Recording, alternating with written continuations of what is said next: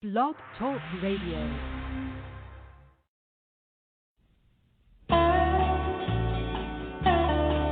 Was the 3rd of June, another sleepy, dusty Delta day.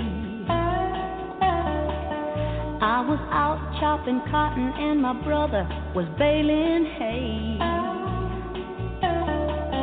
And at dinner time we stopped and walked back to the house to eat. And Mama hollered at the back door, y'all remember to wipe your feet. And then she said, I got some news this morning from Choctaw Ridge.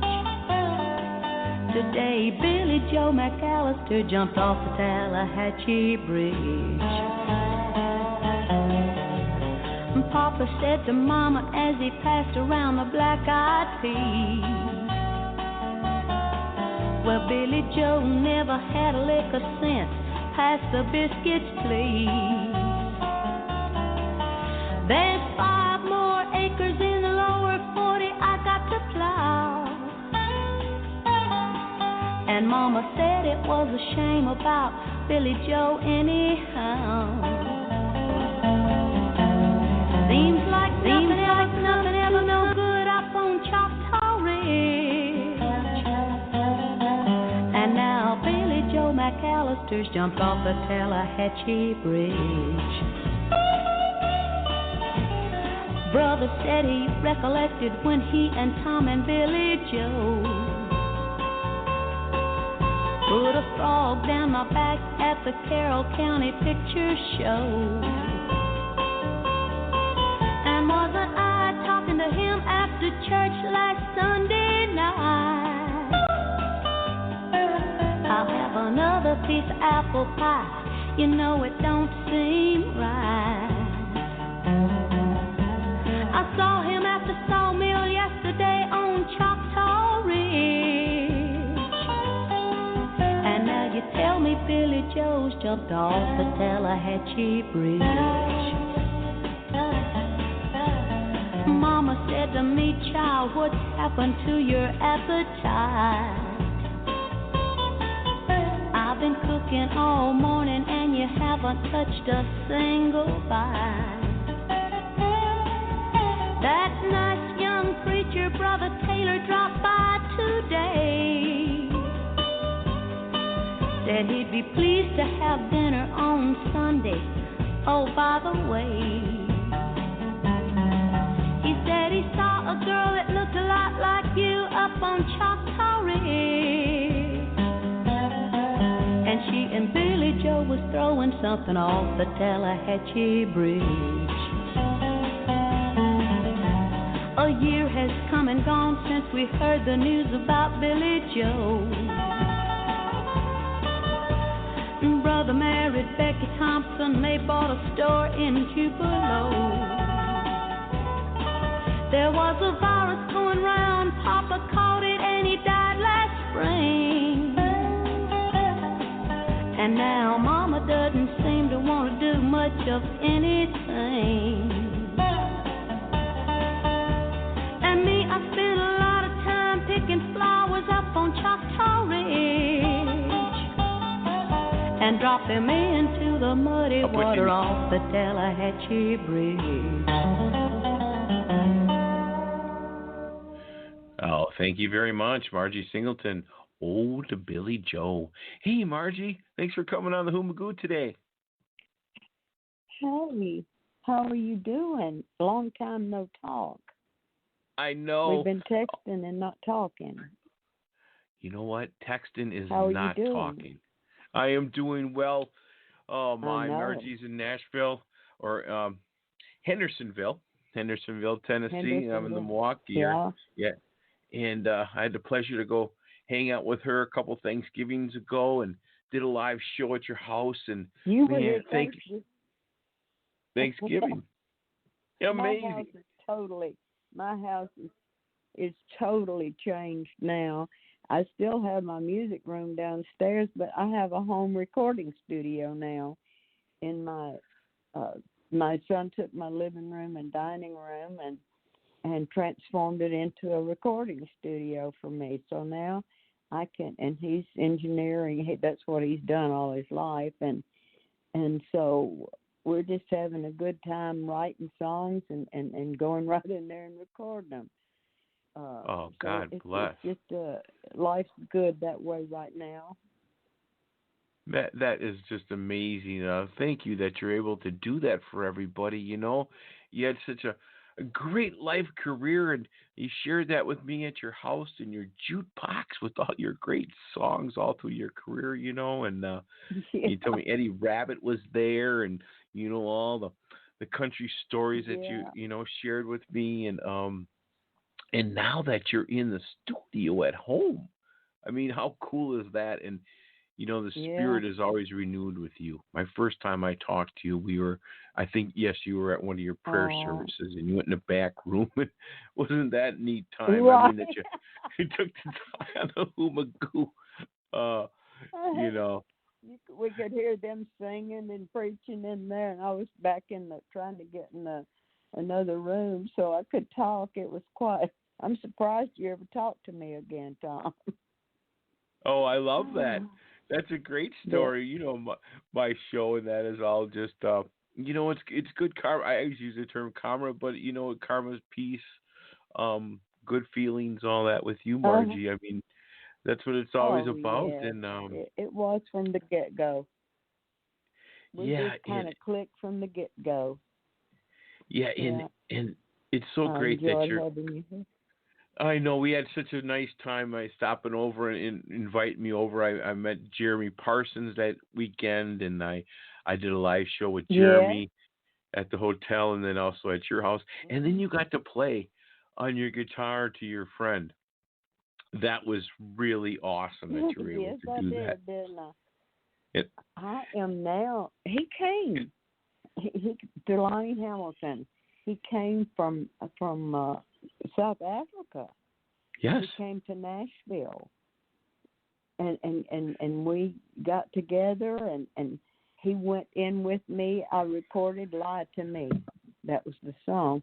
And I was recording it, not in my studio. I didn't have that yet.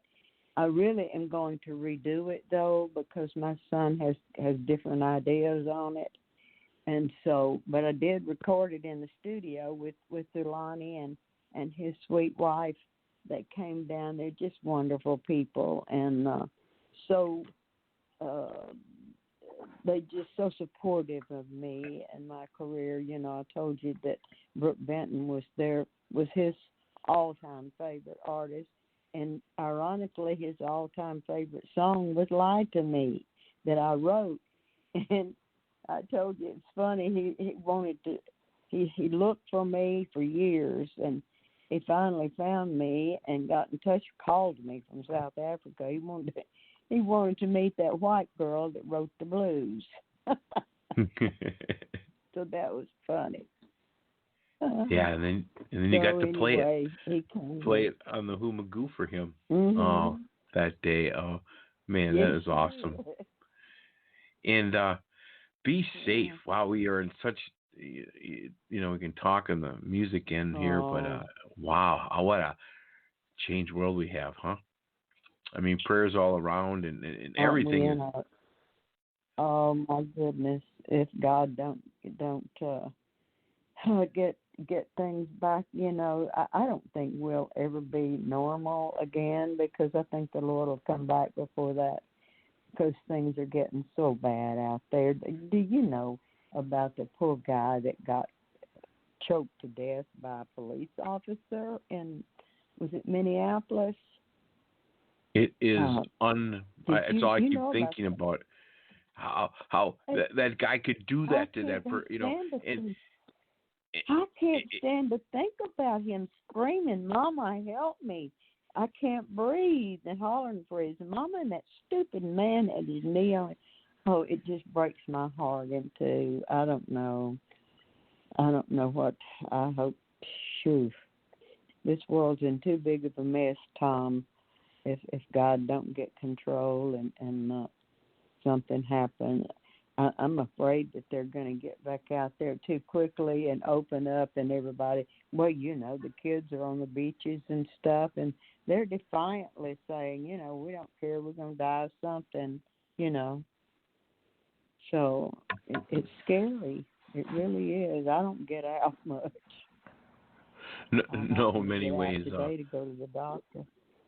Yeah, many ways that things haven't changed a lot work-wise, but what other people are, again, talking personal. This is my great friend Margie Singleton, myself, and talking faith, and you talk it with the words of the gospel and all those things that you do, and I try to just do it in karma, I say, with my music. But the thing that really with that tragedy is I can't watch that. I don't know how everybody can even. I can't either. Do you know what I mean? That is kind of a buffer thing. Some people are really not into that, but that whole thing, that's another reason to act as. That's kind of what I'm getting at. That man had 15. He had 18, I think it was, accusations against him in the police department, and they still kept him on. Yeah. I just. And everybody before him, or everybody's. All that. And well, I'll tell you what, that's why we have a great tune, and you won a LA Critics Award for a video.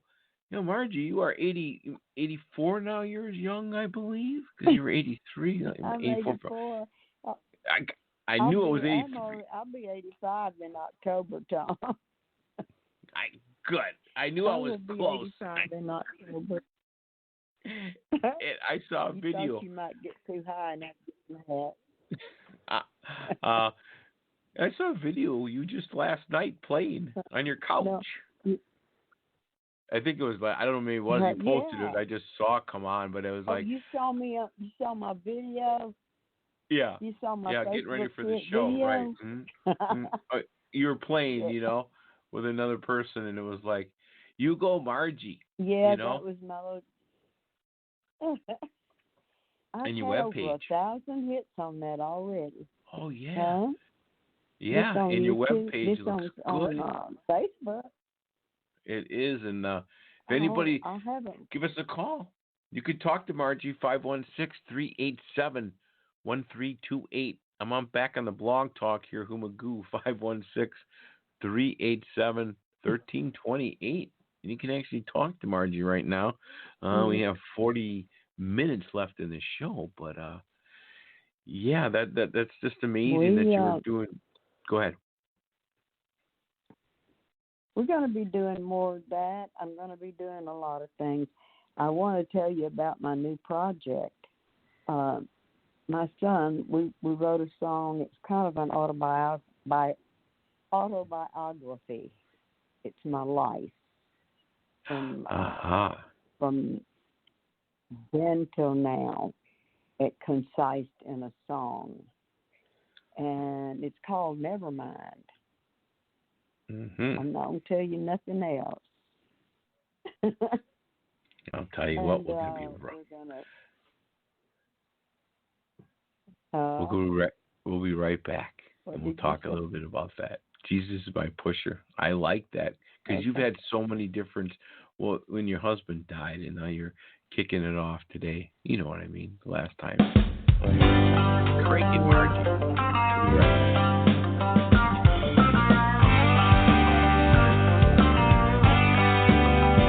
Well, the ghettos are filled with pushers of men, children of darkness, servants of sin.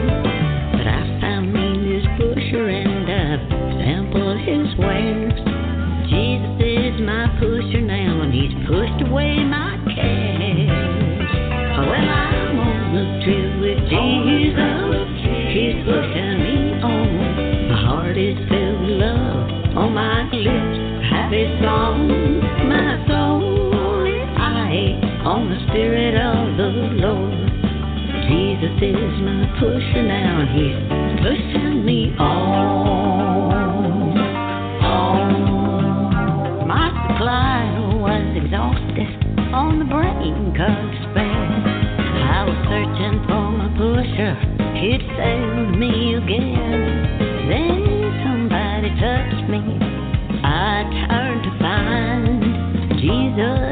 pusher. He'd been there